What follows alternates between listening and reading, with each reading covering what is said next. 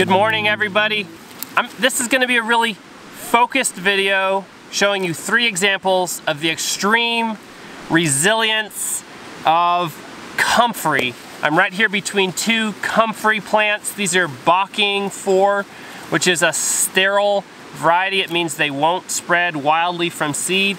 And what I'm doing this morning is just taking this handy little $10 rice knife from Amazon, and I'm just chopping these plants down. I'm doing what they call chop and drop, which is you cut off the plant, you cut off this biomass, you drop it on the ground, and it creates a mulch for your apple trees or anything else and enriches the soil.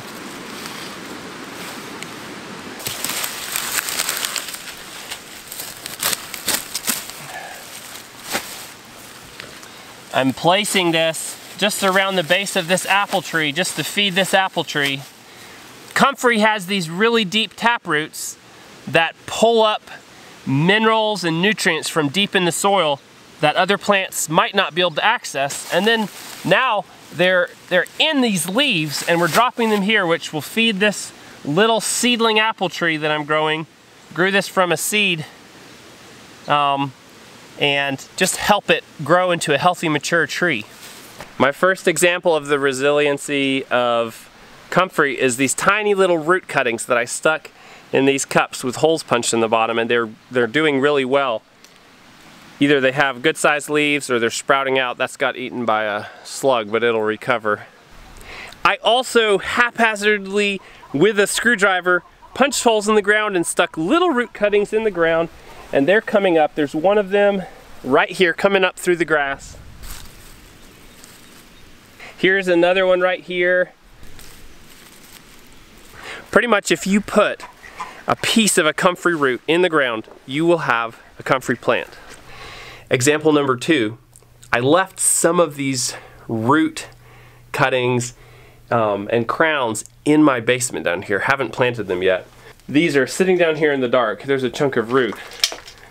Look at that, there's roots coming out of it. This is totally still viable. I still can go plant that anytime, as long as it doesn't completely dry out. Here's another one. Just crazy growth down here in the dark. So I'll still get those out.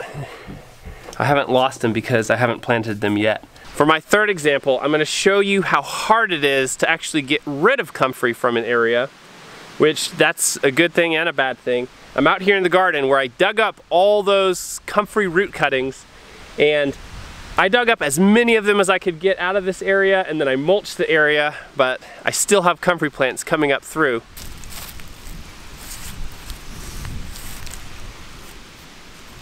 I'm okay with the Comfrey growing in this path. I can actually kind of use this as a reservoir for pulling plants out. I can pull more root cuttings out of there and scatter them around. Comfrey is just a beautiful plant. I love having it out here, and I hope this video, if you're not familiar with the plant, showed you just how resilient this plant is. It's hard to get rid of. It's easy to establish. If you're interested in buying your own Comfrey, I'm going to put a link to Marsh Farmstead in the description. I think I had an affiliate link for them, but I don't know honestly where it is. So I'm just going to put a regular link to Marsh Farmstead down below if you want to order root cuttings and start your own Comfrey. Anyway, you all have a great day. Thank you for joining me for this short video.